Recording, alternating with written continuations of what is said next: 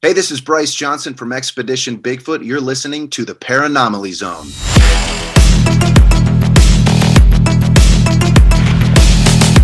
Look, I know the supernatural is something that isn't supposed to happen. It does happen.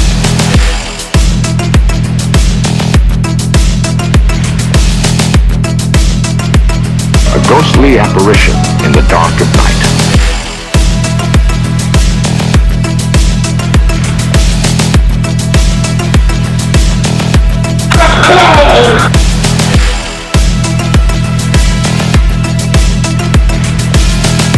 Human sacrifice, dogs and cats living together, mass hysteria.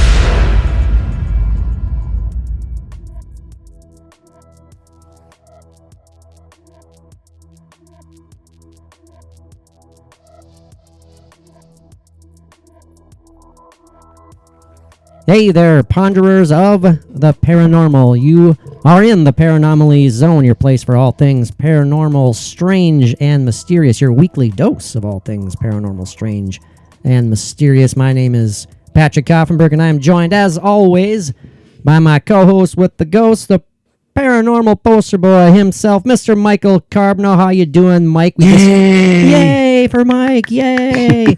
We just got done recording a Patreon episode number 50. If you haven't tried it out yet, oh, we'd love to see you there. You can try it out for as little as $1 a month. You enjoy the podcast content, you will love the Patreon content. That is, you know what? I'm going to guarantee it, Mike. I guarantee that you will enjoy it. So, well, and if they don't enjoy it, you're going to give them their money back? Yes.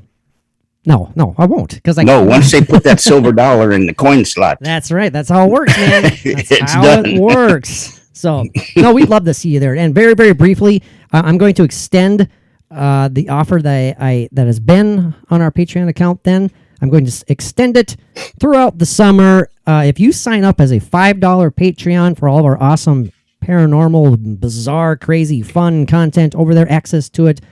And if you're interested in some artwork, we can send you some personalized artwork, some prints of our original stuff that we have available there. And right now it is solely my stuff, and Mike is working on his.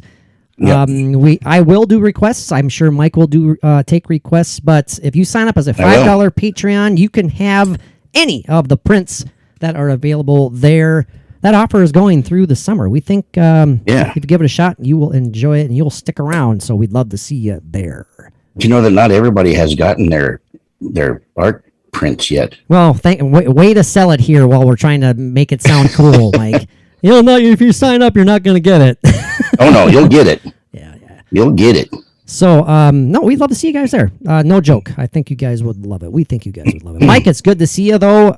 Sure. We've got... Sure, he says. Sure. He says, sure. Oh, wow. That makes me wonder how this episode's going to turn out. It'll be great. It will be. It always is. In our minds, it always is. I don't know how it is for the listeners. That's very, very true. Very, very true. Chris Walken, is this going to be a great one? I don't know. Well, why not? Damn it. Igor, great one? No. Oh, No. shit. Okay. Finally, Mike, come on, computer Mike, we need some confidence here, baby. Is this going to turn out to be a great episode? Yeah. Okay, good. Yeah. All right. I like imitating my sound bites when whenever I hear them. See if you can tell the difference, boys and girls, between computer Mike and Mike. I'm not going to tell you which is which. Yeah. That was tough, wasn't it? That was pretty good. Yeah. Well, this has been one of those crazy weekends. We were going to record on Friday, but plans changed. They got changed to recording date of Sunday afternoon. Well, no, it's evening now. Sunday, early evening. It is. It's early evening. And, well, I'm just going to be frank. You can still be Mike. Frank Garvin. There you go. Fred Garvin. Yeah, bad joke. Neil Preston. Fred. We've been struggling to think of topics. And that happens often. Sometimes it does. Not often. Come on, you gotta well, sell at times it will happen. You gotta sell it. Does that mean we lie? Man, Mike is just not. Boy, have I got a deal for you. Mike's just making I got us this 1976 Pontiac over in the left corner of this fantastic car lot where you are guaranteed to have a car. Okay. Anyway, go ahead. Are you done? Mike, I am done. Mike's just doing his best to really make people want to sign up for Patreon. So I think that's just. But we did come up with a really cool topic. We did. You did. We have covered this back in the Alternate Route podcast days, but we haven't really focused an entire episode on the idea of cemetery phantoms, haunted cemeteries, and why a spirit would linger at its, I guess, formal resting place for its former self. I think this will be an interesting topic, Mike. We're literally just going to be riffing off the top of our heads here. We're going to go down the list of some examples of supposed haunted cemeteries and the energies, the ghosts that linger there. And it'll be a good one. I'm looking forward to it, Mike. So let's do it, shall we? I'm ready. One of your first EVPs, if it wasn't your first EVP, did that not take place in a cemetery? Yes, that was the very first EVP that I have ever gotten. Well, you know what? We have new listeners all the time. Thank God we have new listeners. So welcome. We hope you guys enjoy the podcast and stick around. But Mike, for those who are new to the program, briefly tell us about that encounter maybe that you experienced back in the day. Well, this does go back. Story time with Mike, the paranormal poster boy. Once upon a time, there was a young man named Mike Carbno. He was about 17 years old. I don't have to do the voice. No, please don't do the voice. Okay. I thought you were going to say, like, gather around, children, gather around. So, yes, Mike, take it away. Tight circle, everyone. Tight circle. Bring in your tiny chairs and sit down, relax, and listen. It's story time. Hot cocoa with marshmallows after. That had nothing to do with the EVP, but this does. So anyway, yeah. Yes, me and my friends were in high school. It was, God, we must have been, I think, juniors, juniors in high school. We decided after seeing at Halloween time, you always have those. Back then, that's the only time you could really see some shows on TV about ghosts and paranormal things. But, unlike today where, you got them 24 hours a day, which is awesome. But anyway. It's saturated almost. Saturated, yeah. And so we had seen this one show that they showed, people doing EVPs in a cemetery with at the time, just a regular tape recorder, which nothing digital back then. Because this would have been in the late 70s, I guess. And this was a Halloween special, you said? Well, it was from a Halloween special. This was more summertime that we did this. Oh, okay. But it was from a show that we had seen that was played during the Halloween time. But anyway, we had just an inexpensive tape recorder that we would decide we were going to take to the cemetery and play this out and see what happened. And what we would do is we would go to a grave site and record, the name of the person and the year that they died. And then we would set the tape recorder on the ground, on the grave by the headstone. So we did this to a few different ones. And then we went back to the car and would play it back. And when we played it back, we had been at this grave of a woman. I can't remember what her name is, which I wouldn't say anyway. But where while I had this recorder in my hand and I said the name of the lady and the year that she died. And then you could hear a voice of a lady, which was just like me and two or three other guys. A voice of a lady clearly came across saying, "Teen people leave." It was very calm. She wasn't like she was angry or anything, but just "teen people leave," just very matter of fact, just telling us. But then on the recording, you would hear that, and then you would hear the sound of the tape recorder being put down. So that was like, this was recorded while it was still in my hands.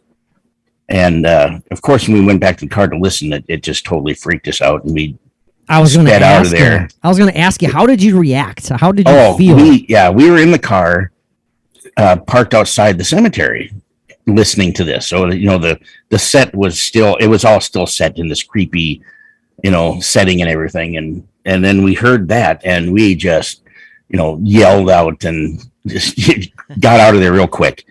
Freaked us out, which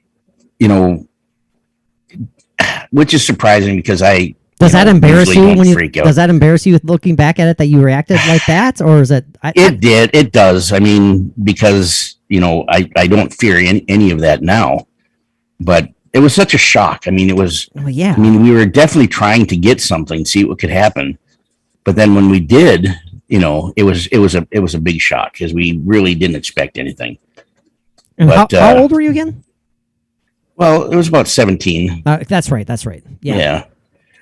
But yeah, and then there's another spot there where we put the tape recorder on where we'd get a tapping noise, and like when you and I were there at that same cemetery, a couple of summers ago or whatever. That was just last summer. Yeah. Last summer, yeah, it was last summer, and we tried it on there, but didn't get any tapping or anything Right. again. But I had been back to that cemetery and put the tape recorder on where we got that tapping sound previously, and did it there again, and also got more tapping sound. So twice that I had been there, it did record some of it. It was like a loud knock and a soft knock, over and over again.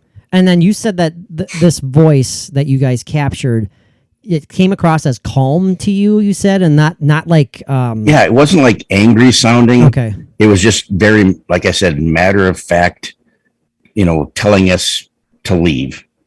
Now, do you think of that as, or is that something? Is that energy? Was that interacting with you as an intelligent interaction? Oh, absolutely. Okay, sure. Yeah, it definitely had a message that we shouldn't be there. Didn't like you there.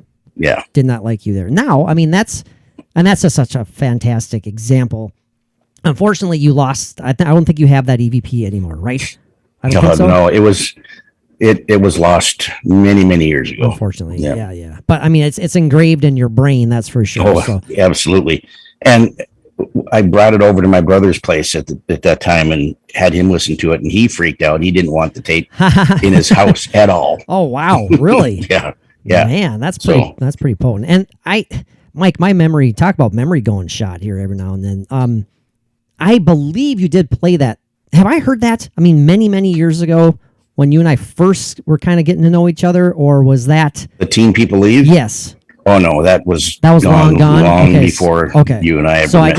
I just remember the stories then. Okay. Yeah. Okay. So my memory isn't that bad then, because I was like, God, have I heard this? And I just can't remember it. Yeah. Now, what type of vibe do you get? What reasoning do you think?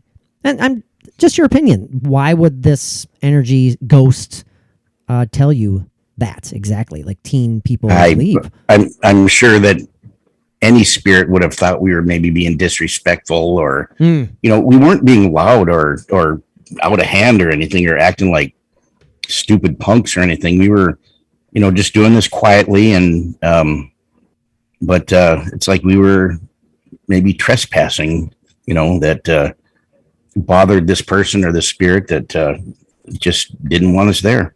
So I guess I didn't phrase my question very well a couple minutes ago. I agree that it was definitely an intelligent energy that was interacting with you. But what I was trying to get at was, do you think that this energy or ghost, whatever you want to call it, knows or knew, I should say, that it wasn't in the same realm of existence as you guys, and it was defending its I don't want to say property, but its resting site? Mm-hmm. And it was offended by you because it was on the other side, Mike. And it's like, nope, you guys need to leave. This is my final resting spot, and you are disrespecting me. Yeah. Or was it not aware that it had passed on? I think it was totally aware, and we were kind of like, like if you're talking to somebody and they're the kind of person that gets really up in your face, really close, and that's just the way they are. Unfortunately, yes. And it's like you don't like that. Yeah. It's like you're invading their space. Sure. That makes sense. That's I would say what the feeling was that we got out of that. Mm-hmm. So I don't have any personal cemetery ghostly experiences, at least not that I'm pulling off the top of my head right now. Well, you and I captured some really interesting EVP responses off of the spirit box at Schramm Cemetery. Oh, sure. There's definite intelligent answers there. Now, again, cheap plug here, but these are available. You can hear these on our Patreon page. You clearly, Mike, and I shared this video clip on Patreon. During that session, at one point you say, "Can you say Patrick's name?" Immediately, 3 seconds later? Oh, very Clear as day, female voice said my name. Mm-hmm. And it was like, what? And I responded like an idiot. You can see it on, or you can hear it on the video clip. I'm like, whoa, blah, blah, blah, whatever the hell I said. So I take that back. I definitely have had an experience in a cemetery. And what was that kind of an experience was that for you, Patrick? Did you actually have a paranormal experience? Man, that you can say is a definite paranormal experience, or do you throw some kind of doubt in there? Could it have been a cicada up in a tree that made a sound that it vibrated so like it said Patrick? It just vibrated in the wind so perfectly, and just that 1 in a million chance that cicada created that. It was like, yeah. Patrick. There is a fox around the large oak tree. That's beyond right. that fourth grave marker that knew how to speak English. Just kind of a light howling Patrick. Yeah, I think so. It could be it. It could be. No, I want to hear your honest response. Did you have a paranormal experience that you definitely say? Because it said, I don't want to say it. She said your name more than once. Yes, and upon request. When prompted, yes. Right. So, man, that makes you think, doesn't it, Mike? I mean, I'm being honest here. My honest answer. It goes beyond having to think about it. My honest answer is that is a head scratcher. It really is a head scratcher. Boy. Can I go and 100% say? I mean, it depends on how much you believe in devices like the spirit box and stuff. If you believe them to be 195%, I guess surefire, no doubt about it. This is coming from a realm that we cannot see. Okay, Patrick. Then all of these spirit boxes and things in these apps, they are pre-programmed artificial intelligence.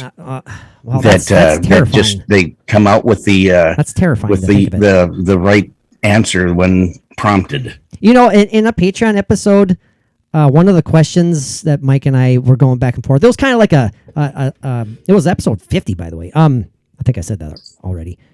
We were going back and forth like, this is the kind of get to know us episode and get to know maybe some spirits in Mike's house, because we did a spirit box session again. And one of the questions was directed towards any potential spirits, but then later on directed at Mike was, what makes you angry? And I think I have an answer. One thing that makes Mike angry is me. Yes. When I sit there and refuse, I don't refuse, but when I question things that I just... Your questioning comes down to refusing. That's a harsh way of putting it, but... Well, but at the end of the questioning session that you might have about it, and if I asked you straight blank after, the whole thought process that you go through, and I ask you, was it a paranormal experience? You cannot say yes.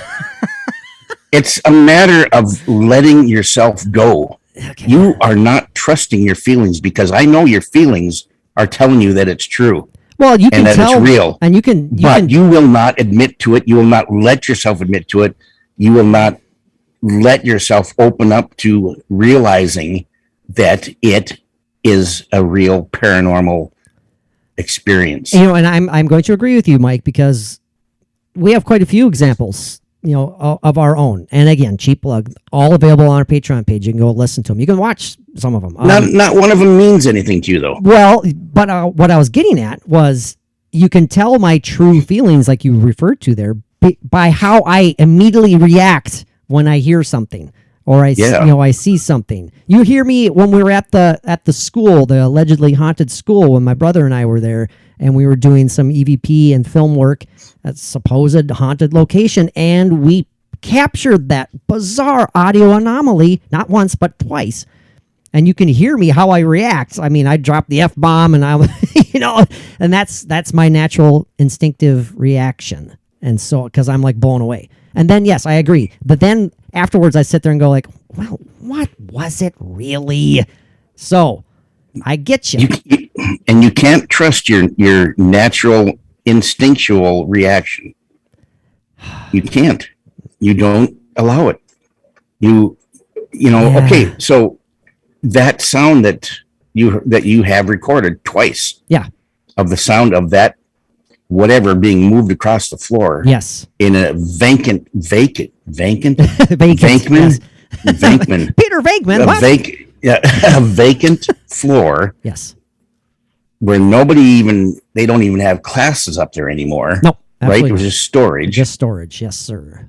But you hear this and record it twice. Yes. And your initial reaction is, we caught a fantastic EVP. Yes. I even called you.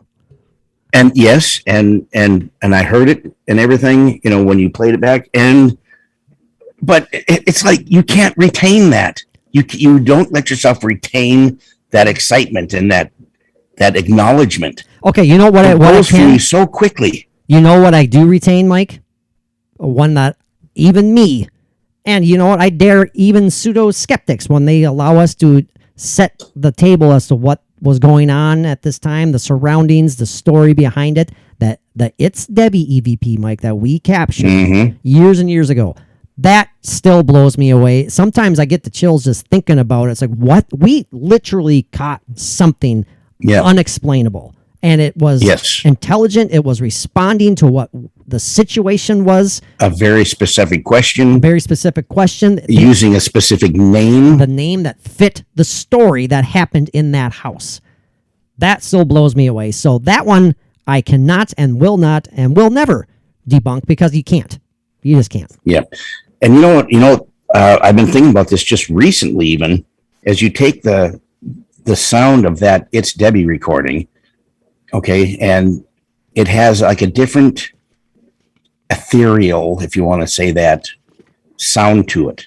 100% it does, yes. And now in that same area, in that same kitchen area, when we got that press play reaction or that EVP, yes, which, things were thrown in there to make it very doubtful in your mind.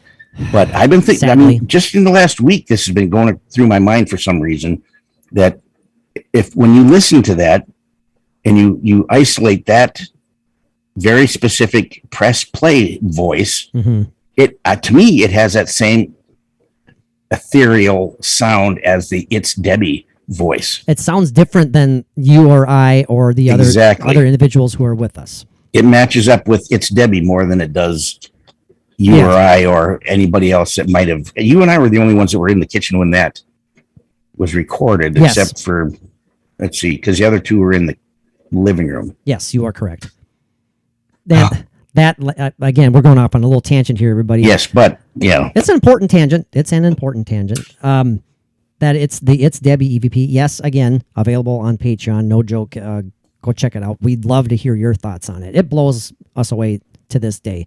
15 years ago, Mike, 15, 16, it was recorded.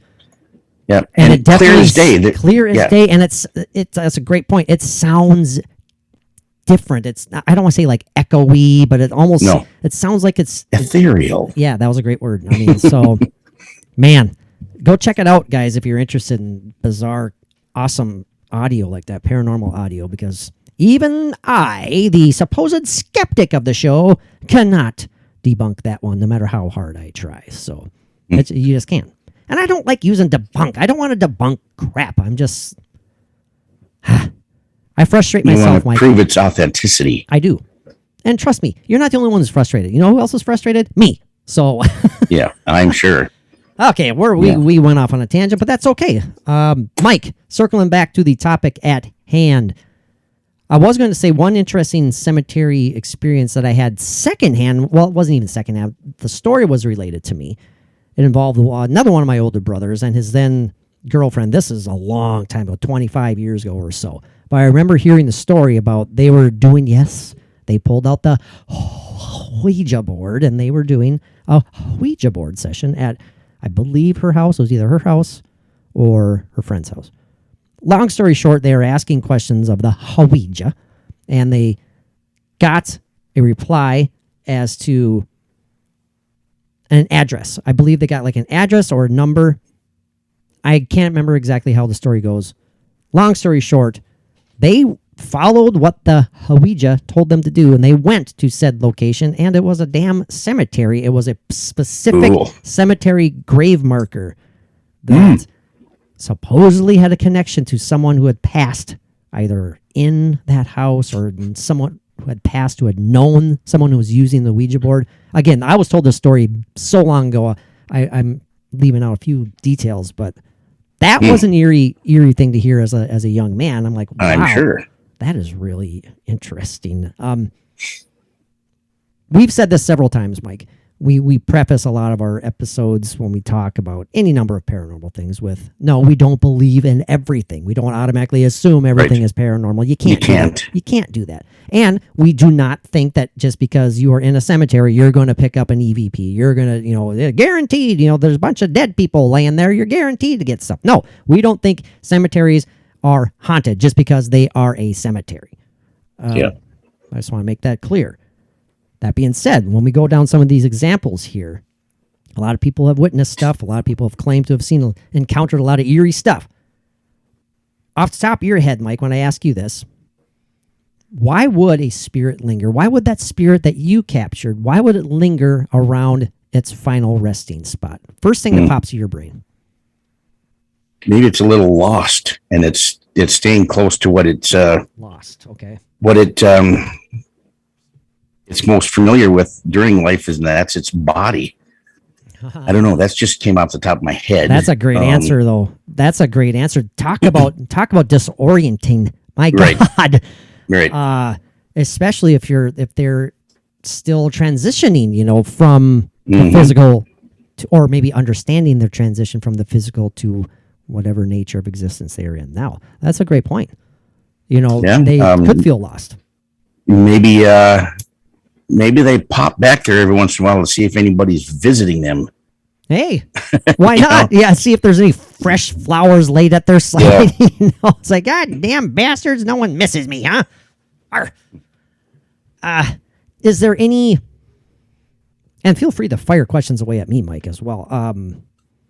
Do you think that there's a physical attachment to the grave itself in some way that is inhibiting the spirit from moving on? Is there some sort of connection that we can't quite understand right there? And I want to fire away with a sick example. Okay, something that's popped into my head. When we were doing research on various whack job sicko monsters for our latest true crime episode, one of the serial murders that I looked up, his name was Peter Kurgan. I apologize if I'm forgetting his last name. Anyways, he's long gone, thank God. But I'll spare you the grisly details. He enjoyed murdering young kids and doing horribly sexually depraved things before and after death and all that good stuff continually. I don't know if this is any sort of paranormal connection, but it did pop into my brain. This guy would return to the fresh grave of one particular victim. And this is him recanting these stories, or not recalling these stories. And he would, spontaneously, under no control of his, pleasure himself, I'll just put it that way, simply by touching the fresh soil buried on top of his victim. He found some sort of, I don't want to say he was connected to the soil, but something about just touching that soil just drove him to the point of ecstasy? Well, it's maybe a connection to that body, whether, because he didn't care if there was a alive or a dead body that he did these things with. Mm-hmm. It's like coming back and as close as he can, touching this body again, Mm-hmm. and recounting everything that he did with this body beforehand as he's touching this fresh dirt. I just want to make sure I got the right name here. I can't go a podcast. I hate doing stuff or saying things that I'm not certain of. So I'm grabbing that book real quick. I want to make sure I got his name correct. Peter Curtin. Okay, I said Kurgan. It's Curtin.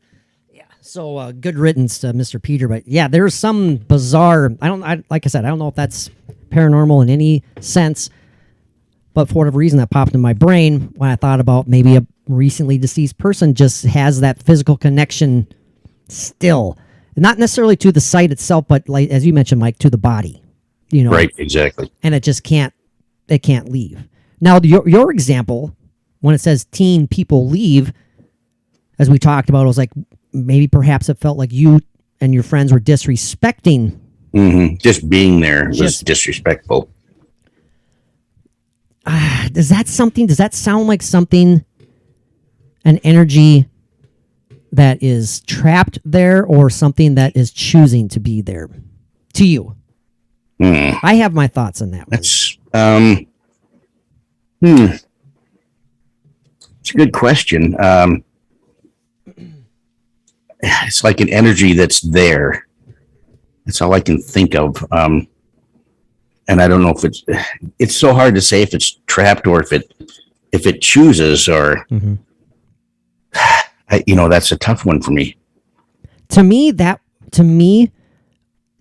seems like it's choosing to be there. As you mentioned, Mm-hmm. like maybe it's capable of kind of going in and out, Mm-hmm. different, for lack of a better term, dimensions, different, it breaks through that veil. Maybe it does come back to perhaps try to connect with its physical self. Again, I don't know. Well, maybe Some reason to me that comes across as someone who is aware that they have passed on, someone who's very protective of Right. their final resting place, and for lack of a better phrase, comes back to check on it every now and then. Well, and also, if it's on the other side with that thin veil, maybe if something or somebody is there at their gravesite where their body is, it doesn't have to be there. Maybe it's like it can feel where it's at, that there's something going on at that spirit's resting spot. I see where And you're all going. of a sudden, it knows to go and let them know that they shouldn't be there. That's Not like it's hanging out there all the time. No. And it just happens to be there when we were there, but it's like, it's an energy that can feel and know whatever. I mean, it doesn't have to be there. Now, It feels a need to be there, and it's there. No, I really like that answer. That's a great possibility. Some of these examples, I believe that we're going to go through shortly here, could be considered what we would call, what others in the paranormal field would call, already have labeled as a residual haunting, something that is not aware of its surroundings, does not interact, so to speak. Is not You're going to get intelligent. no reaction. Going to get no reaction. So what pops into your brain first, Mike, as to residual hauntings in cemeteries? That's a whole nother ball game right there. Definitely not something that's coming back to check on it. It's there always, playing on that loop for whatever reason. I can see Mike's thinking face. He's looking up and he's like, yeah. Very. Well, is it possible for there even to be a residual haunting in a cemetery? I mean, wouldn't you see something if there was a residual? Wouldn't you see like the energy of the casket being lowered, or something that was an actual event there? Great question. Great question. The residual, to me, from what I understand, is something that happened, and there was so much energy to it, and it's recorded in time to play over and over again in that spot where it originally occurred. Yeah, that energy was so powerful that it was imprinted, literally imprinted there. So if you have a spirit that's like, say, sitting on a tombstone, and it's like, that just, to me, that just doesn't seem like it's possible that would be a residual. Could a residual happen at a cemetery, Mike? Perhaps by the pure emotion of those who are laying their loved one to rest. Could their overwhelming emotions cause a residual imprint of some sort? That's a possibility. Sure. Absolutely. Maybe even perhaps the spirit of the recently deceased doesn't want to be laid to rest. It hasn't accepted being there. And the spirit's emotions are so strong that has created a residual imprint at that. Because it's not only sad, it's terrified. I hate saying it. He or she is sad. It's terrified. Perhaps it's like, no, that's my body. Do not put that underground. I have not accepted that I have passed on. Perhaps that creates enough emotion and energy there to leave that imprint. I don't know. Yeah. A residual created by the intelligent spirit. Yeah. Where the intelligent spirit is there witnessing maybe its burial. Yep. And there's so much emotion and energy coming from that spirit that it leaves that imprint from the spirit as a residual haunting. I like that. Yeah. Wow. I think we're kind of both on the same. Oh, do you mean, was that a good one, Mike? Yeah. Okay. Just want to make sure. I thought I definitely. Yeah, I like that. I've never thought of that before, but why not? I mean, when a spirit itself can generate so much energy, if it's able to, or if it's has enough energy to do that, why can't it put out enough energy to create its own residual? Yep. Wow. Perhaps, man. I wonder if anybody else has thought of something like that. We're probably just way behind. Yeah, probably way behind. But hey, if you've heard that out there, listeners, just let us bask in our own ignorant glory for a moment or two. we should. It'd be neat to ask like Chip Coffee, something like that. We got to get him on. I know. I did not get to talk to him last time he was on. You did not. But and I think about that at times. My chat with Mr. Chip Coffee. My chat with Chip Coffee is available on Patreon. So all of our old archived episodes are available over at Patreon, including all of our interviews. So didn't you actually have a chat with Chip Coffee's nose? I did. Yeah. It's pretty hilarious. I've said this several times, but I don't. And we love Chip Coffee. I'm not making fun of the guy, but I don't think he knew his webcam was on when we were chatting the whole time. And when he popped up to do the interview, yep, his webcam was up, and he must have had his laptop in his lap because I was looking straight up Chip Coffee's nostrils the whole time I was chatting with him.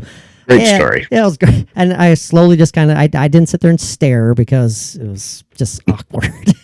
Didn't count nose hairs or anything? No, I didn't. No. Okay. I didn't imagine braiding them, in my spare time or anything. So couldn't tell if he had just recently blown his nose or anything. Nope, I did not look. Glistening. Nothing wet. No, nothing like that. So. Anyway. Didn't seem to have a cold or anything. No. He was very, very lucid and as intelligent sounding as he always is. So absolutely, it was a great conversation. Love that guy. Very great conversation. So, well, anyway. Mike, maybe we should patent that idea if no one else has thought of that. Hey, yeah, that's our one. Well, yeah, then yeah.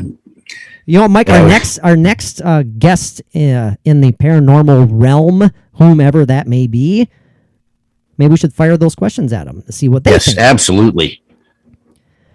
Yeah, we got to write that down. I got to write that down. I'm going to write it down right now, or you seriously going to write it down? So the emotions of spirit, this is so interesting for our listeners, creates its own OW creates a separate own shut up SCP shut up aerated emotions of spirit creates a separate residual UAL. You just shush. I'm just trying to help. Well, the one residual that we did capture, Mike, on EVP, and this one, well, I'm going to share it. This was can't wait. This was a page. No, it's not what you think it is. It's not what you Okay. think it is. This was a residual. I'm going to play it a few times in a row here because that's how it is. But Okay. it was pretty bizarre. This was a Patreon exclusive, but I'm sharing it for the first time right now. This was a great residual energy. I think we caught this at Shram. I'm not sure, in the Shram Cemetery, but in between sentences, we heard the, all right, I'm talking one. All right, I'm talking one. All right, I'm talking one. All right, I'm talking one. That wasn't great. Shram, wasn't it? That was Shram. Was that? I just burped, didn't I? Damn it, you blew the cover there, Mike. I was trying to sell that. It was an EVP of my guttural. I probably just finished a warm Diet Coke, I'm not sure. Oof. Yeah, we got lots of them. Lots of them. but we couldn't have. We weren't honestly going to try and pass that off as No, of as an course EVP. Of course not. We are totally honest and straightforward with our paranormal captures. Man. So this interesting, I found this list here. Arcadia, give credit to it. ArcadiaPublishing.com, famous American cemeteries and the restless spirits that haunt them. That's a key term, restless. That's Right. that definitely lends credence to the idea of a, yes, it does. Clearwater. Revival. Revival. Damn it, Mike. Nah, definitely lends credence Clearwater revival to the idea that a spirit perhaps has not moved on and is lingering at said resting place. So, and stop me, Mike, if you want to talk about any of these. The first example that pops up is the St. Louis Cemetery in New Orleans, L.A., Louisiana. No list of haunted places in the U.S. would be complete without this one. So, when we have to give a little backstory here. It's located in the French Quarter, St. Louis Cemetery, number 1. Houses many famous residents, actually. Homer Plessy of the infamous Supreme Court case Plessy versus Ferguson. I profess my ignorance. I did not know about that name. I apologize for that. Neither did I. The most famous resident, however, of St. Louis, number 1, the beloved voodoo queen, Marie LeVay. Laveau. Laveau, yes. I said LeVay. I got her mixed up with the That's fine. That's fine, man. I'm impressed that you recognize the name. I'm very impressed. Yeah. Very famous. Laveau was born 1801 to free mixed race parents of African, French, and Native American descent.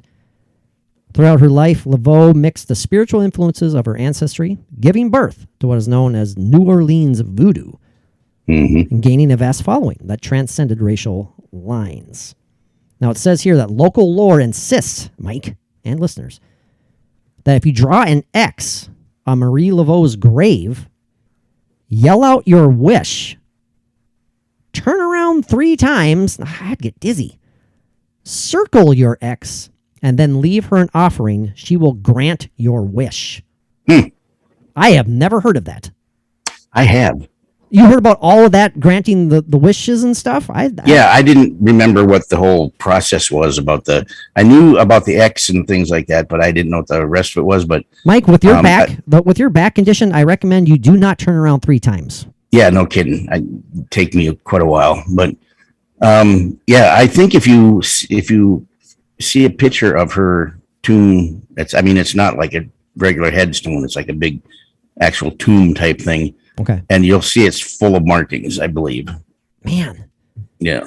It says here, but if you are a woman visiting St. Louis Cemetery number 1, you do not want to wear white. It suggests you don't wear white because there's a story that says the cemetery is supposedly home to the ghost of a woman in white who tries to hail cabs, so much so that many cab drivers have reported picking up a woman in white, only to find the cab empty when they arrive at the destination that the local cab drivers... they arrive at the destination that local cab drivers completely ignore. Women dressed in white. Oh, that's bizarre. That is crazy. Can you imagine picking up an apparition? And I love it. having it just sit in the back. There are several examples Oh, sure. Of course, I can't pull any of them off the top of my head right now. Resurrection Mary. Thank you very much. That's right down the list here. Mm-hmm. I want to reread that because I kind of butchered it. So many cab drivers have reported picking up a woman in white only to find the cab empty when they arrive at the destination. That local cab drivers completely ignore women dressed in white clothes. That's what I meant to emphasize there. So if you're wearing white, you're not going to get picked up because cab drivers are going to think you're the ghost. Mm-hmm. This is a little tidbit here, Mike. A bit of tid. A bit of tid. The question is, why are New Orleans cemeteries known as cities of the dead? And I read, when the Spanish first built New Orleans, people did not realize the swampy land was unsuitable for graves. Once heavy rains and flooding began, bodies were unearthed and washed down the streets. This led the Spanish to build elevated tombs and graveyards. As a result, New Orleans cemeteries became known as cities of the dead. Can you imagine? Like little buildings. Can you imagine waking up in the morning and seeing just cascading flow of dead bodies going past your house? It's like, crazy. Good Lord, get back to bed. Well, in Fargo, the Trollwood Park that you and I had checked out. Well, we kind of checked. Yeah, we did check it out. Which one now? In way north in Fargo by the river, where there used to be a type of an asylum there at one time. Correct. There was no longer there. And the pauper's grave that we kind of walked around and did some recording. Yes. But originally, that grave, or there was a pauper's grave that was down the river a little ways, just at the edge of the park. And actually, I had I think it was like one of my grandfather's relatives or something was buried there. And the river would erode away a lot in that area. And it got to be where there was caskets floating down the river. And oh, my God. Finding bones and skeletons and things like that in North Fargo there where you and I were. Now talk about creating a uneasy atmosphere for spirits trying to rest. I mean, we're talking about, can you imagine being witness to your own body just tumbling down these rivers because you weren't, because of any number of reasons? That's talk about haunting right there in itself. Sure. Yeah. And at the same time, I'm sure there's many spirits that once they're detached from their physical form, don't even give it another thought. That's very true. I would hope that most are like that. Yeah. I would hope. And I would believe, I think that most would be like that, because if there is any truth to what I think Mike and I both believe, that next existence, whatever it may be, is better than this one. Oh, absolutely. You're out of your physical and you're in your energy state. And I'm not that pleased with my physical being the way it is anyway. So, good riddance. Yeah, Mike's actually laying down right now. Yeah. I'm doing my Jabba the Hutt impression. Yeah, I'm just kind of half sitting up and getting his big tongue hanging out and eating some swarmy things or whatever the hell it was, or gloppy. I don't know, whatever. Mary's wiping your dirty chin. As food dribbles down. And she's wearing that Princess Leia outfit. Well, hey, there you go. Good for you. The next example, Mike, Resurrection Catholic Cemetery with, yes, you already mentioned the Resurrection Mary, the legend of Resurrection Chicago. Mary, died. The legend says Resurrection Mary died in a car accident in the 1930s on her way home from a dance at the O. Henry Ballroom. Oh, Henry! After a fight with good candy bar. Yeah, that's my middle name too, by the way. So Patrick Henry. Oh? Yeah. Oh, Patrick O. Patrick O. Coffenberg. P.O.K. Pock. After a fight with her boyfriend, this was the example I think I was trying to pull earlier. After a fight with her boyfriend, she resolved to walk home along Archer Avenue. I cannot read today, where she was hit and killed by, unfortunately, hit and run vehicle. So, and that is one of boyfriend. I believe, is that not the one where cab drivers also claim to pick up this entity and try to converse with her, and she always, there's no interactions. Right. If I recall correctly, I could be wrong.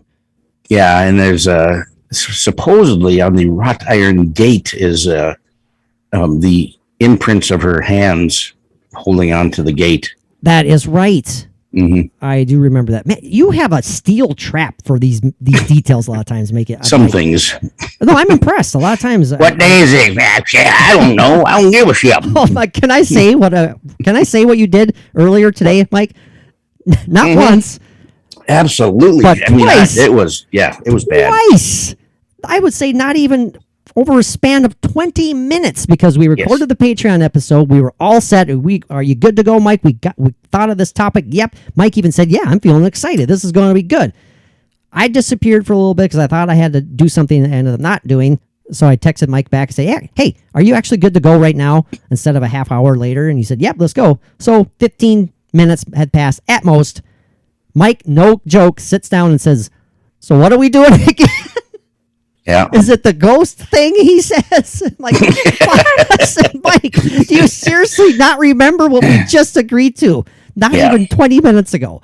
I know. He's like, Mary's concerned about me. She says I got to talk to my doctor about that stuff. But yet you remember all this other stuff. Yeah, it's like, man. I know. Now It's a crazy world I live in. I'm going to ask you to pronounce this. It is the Huguenot Cemetery in St. Augustine, Florida. Spell that again. Huguenot. Is that French? I mean, Huguenot. Huguenot.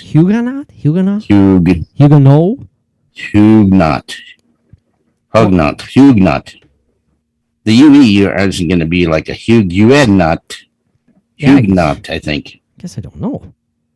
I do know. I do not know. We'll just go the Huguenot. How about Huguenot? I don't know if that's right. Oh, yeah. That could be good too. Huguenot. Briefly, it says the Huguenot is home to fewer than 500 souls, opened in 1821, just in time to accommodate the deaths caused by yellow fever epidemic, the yellow fever epidemic, or A, perhaps. Because of the lack of medical awareness, legend has it that terrified townspeople buried many of these people, including children, alive.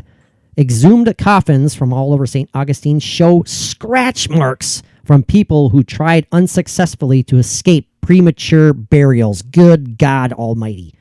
Talk about absolute fear. Buried alive, Mike. Buried alive. That's crazy. That's where the term "Saved by the Bell" came from. Was back in the day when, if it was for so many reasons, obvious reasons, people were sadly and horribly buried alive, thinking that they were dead, not knowing anybody. They could have been in the comatose state, Right, and that happened. But I don't know the exact details, but long story short, they had a device where a rope was attached to a limb, maybe a toe or a finger or whatever, and it was strung up through the soil to the top soil, attached to a bell, just in case you were buried alive and you woke up and you go, ah! They came up with some extreme inventions and I think patented them even. Yeah. Of these devices. Yep. Ugh. And I just looked up the pronunciation of this. Okay, yeah. Huguenots. Really? I was right. Where's the S coming from? It's French. Where's the S coming from? You said Huguenots. Well, that's, just take the S off. Huguenots. Okay, I will. Jeez. Mike's still mad at me. No. Most visitors to Huguenot Cemetery report rather benign encounters with the cemetery's undead residents. Women claim to have felt ghosts playing with their hair, while many have allegedly seen a man sitting in the trees laughing. Ew. That would be crazy. That's creepy.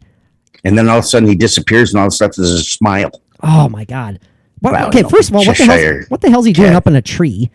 Yeah, I get it. Cheshire Cat. Okay. Dropping poop on passerbys. That's what he's laughing about. Phantasm poop. Phantom fecal matter. I'm being hit by residual poop. That's right. Ew. I got a residual stain. Okay, don't go there again. We went way too far off of something that rhymes with faint in the Patreon episode. Mike just he refused to let it go. So and then when I did, you brought it back up again. Several times, yes. But that's good for a Patreon. Anyway. Now, as I said, most visitors report benign encounters. However, more serious ghost haunts have occurred there as well. Now, it says here that Judge John Stickney was buried there in 1882, leaving his children as orphans. When they grew up, his children wanted his body be relocated closer to where they lived. The grave diggers claimed that after exhuming the coffin from the grave robbers had stolen Judge Stickney's gold teeth. Now, today, people report seeing the figure of a distinguished man searching for something in the grass. He's looking. He's mumbling under his breath. God damn bastard broke my gold teeth. Someday with my teeth.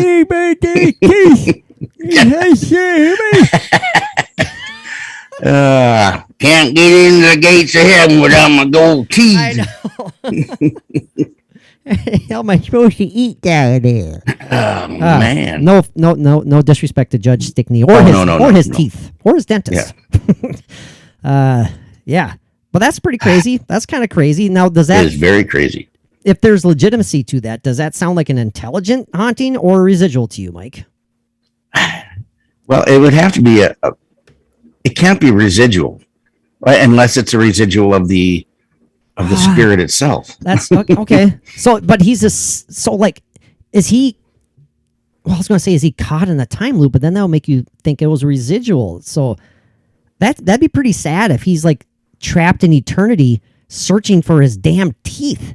You know? It's like, and he's got to be thinking like, okay, where did I lose these? Did they drop out before I was buried? And they're in the grass, so I'm going to look in the grass. Yeah, did I take him out before? Did I take him out before my last supper? Literally, my last supper, and shit happened. Literally, basically, bad shit. I should say. I don't understand. He's the one up in the tree laughing too. Ooh. If you look close, you're going to see some missing teeth. Or maybe it's another ghost laughing at Judge Stickney, looking for his damn teeth. Watching him down there digging in the grass. Anyway, Boot Hill Graveyard in Tombstone, Arizona. I love the visit. I've always wanted to go there. Yeah, Boot Hill Graveyard opened in 1879. Oh gosh, Mike, we're coming up on an hour. We need to wrap this up here pretty shortly. Yeah, man, this flies by. Hope you guys have enjoyed this, by the way. People in the Old West used the term Boot Hill to describe cemeteries where the people buried died with their boots on, a euphemism for a death by hanging or another kind of violent end. Some famous residents include cowboys Billy Clanton and Tom and Franklin McCleary, who died in the famed OK Corral. Yes, they did. Bank robbers and thieves also populate the cemetery. You can walk around today and read the tombstone inscriptions. Also houses the remains of local minority groups. The town citizens buried tombstones, Jewish and Chinese. I'm sorry, I just realized I was talking away from my microphone. Town citizens buried tombstones, Jewish and Chinese community members, along with the murderers, prostitutes, and bank robbers. That's terrible.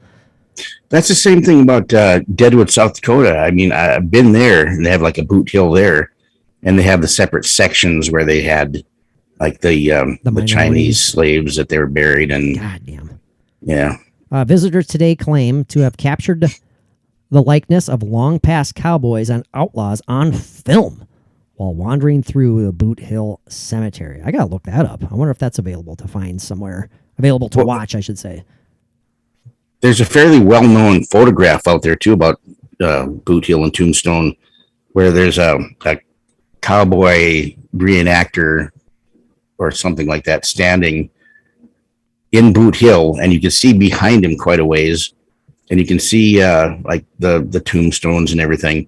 And by this one tombstone, there's actually, it's like the black shadow, and I can't remember if there's features that you can tell or not, but of a man. You can see that the shape of a man with a hat, and it's like you only see half of him. It's like half of him, his top half is like from the ground up. Oh, really? It's like, like from the waist down would be like underground or something like that. But that's weird. It's a really interesting photograph. I gotta look that up, man. Look for I don't know, Boot Hill Boot Hill apparition or Ghost. something. ghost photographs. Yeah. Another Pretty haunted interesting, cemetery, alleged haunted, the Bonaventure Cemetery in Savannah, Georgia. Savannah, Georgia is claimed to be one of the most haunted cities in the U.S. Thanks in part to this role in the Civil War. I'm going to scroll down to here where it says one of the most disturbing things about the Bonaventure Cemetery is its ghost children. And that's where it starts getting really creepy for me personally, and sad. Visitors have reported hearing the voices and laughter of children and crying babies. Good Lord. One famous child ghost in Bonaventure, Gracie Watson, died of pneumonia in 1889 at a very young age. Her devastated father commissioned a statue of her to mark her grave. Now, if you see a little girl in a white dress playing at the cemetery, you might have caught sight of the innocent ghost of Gracie Watson. Man, that's sad. Every time you hear anything about children as ghosts, child ghosts, Right. that bugs me. They're tough. That's very, very tough. So if you Google the Boot Hill ghost or the ghost of Boot Hill Cemetery. Can I read something real quick, Mike? I'm sorry. Oh, go ahead. I can't pass this by. Another thing that locals or visitors of this cemetery have claimed. Now, this cemetery is filled with lifelike statues. Some people claim that the statues give you the impression that they are always watching you and have seen statues smile and cry tears of blood. Oh, wow. Whoa, that's pretty. That's Crazy. bothersome. Could you imagine experiencing that? Oh my God. Start taking pictures like crazy. No, okay, go ahead, Mike. What were you going to say? Okay, so if you do an image Google search on the ghost of Boot Hill Cemetery, I got it here and I brought it up. They show the photograph and you can see in the background, and then they have a blow up of just the figure in the background. And it's a man, definite man. It's got the features and everything. It's not a shadow whatsoever. He's wearing a black hat. The face, the ear, you can see, and it's like from the chest down it's not there. Wow. And it's a photo that I've seen many years ago, but it's pretty interesting. So I suggest people, if you want to check that out, it's really cool. I'm going to do that immediately following this episode here. Yeah, it's worth checking out. It's pretty awesome. It's like a cowboy reenactor standing here with his pistol out and everything, and just a couple more examples regalia. here. Just a couple more examples before we wrap up the episode. Western Burial Ground in Westminster Hall, Baltimore, Maryland. Now, this I just saw when I was perusing this earlier. It was fairly disturbing. This house actually contains the remains of Edgar Allan Poe and his wife. Poe had died destitute. The city originally placed him in an unmarked grave when he died in 1849. Over the years, friends and fans of Poe raised money to build a monument by Poe's gravesite. 1875, in a ceremony attended by several people, the city moved the remains of Edgar Allan Poe from his unmarked grave to the front of the churchyard beneath the newly carved monument as a tribute to Poe. It says, while Poe gets most of the attention in Westminster Hall, he is far from the only famous residence. Now, this is bizarre. What is known as the Cambridge Skull has become a celebrity in its own right in the paranormal community. Legend has it, Mike, that a group of men murdered a minister and buried his body in the churchyard. But the head never stopped screaming. So much so the murderers had to gag the skull and bury it in concrete to muffle the sound. Folklore says if you hear the scream of the murdered minister, the sound will haunt you and drive you insane. Crazy. Could you? Well, good Lord. So these guys that did that, they got this head, their skull or whatever, that is continuously screaming. Do you think they would have the balls to stand there with it and shove a rag in his mouth? So shut that thing up, it's like, damn it. You know, kick it against the wall or something. I mean, geez. Just start playing basketball with it, throwing it through. Oh, my Lord. The last example is Union Cemetery, the Lady in White. Some say she's the spirit of a woman who was murdered and dumped in a nearby sinkhole decades ago. Others say the lady in white is a ghost of a woman named Harriet Seeley, who died in 1853, shortly after the passing of her young son, as she still searches for her lost child. This has been famously researched by paranormal investigators Ed and Lorraine Warren. So that's an example of a very sad haunting. Like if she is indeed there, constantly searching for her child who had passed away. I don't like that. That's disturbing and sad.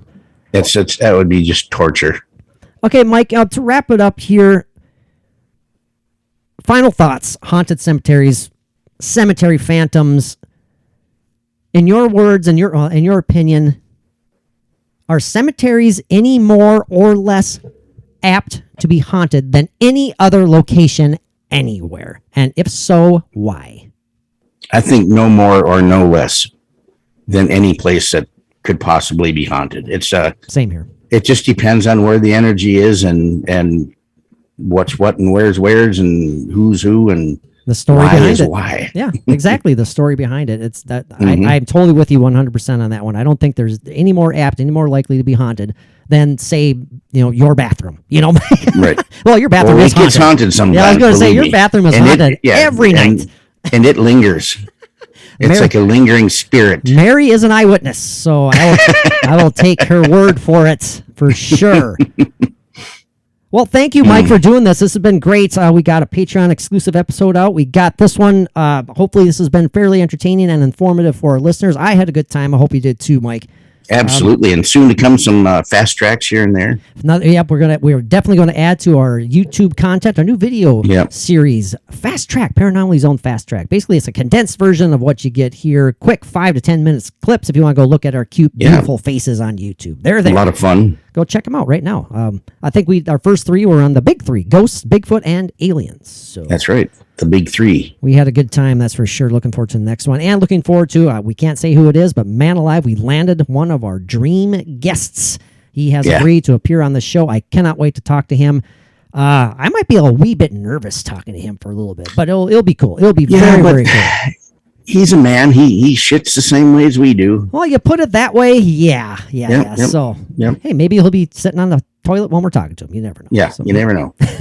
Well, thanks, Mike. Thank you to everyone for tuning in. And everyone. Again, check out the Patreon page. It's a necessary evil to plug it, but we'd love to see you guys there. We appreciate the support we already have. If you guys enjoy the podcast and want to support us, check it out. You can do it for as little as $1 a month. No obligations. If you want some artwork of our prints, sign up for $5.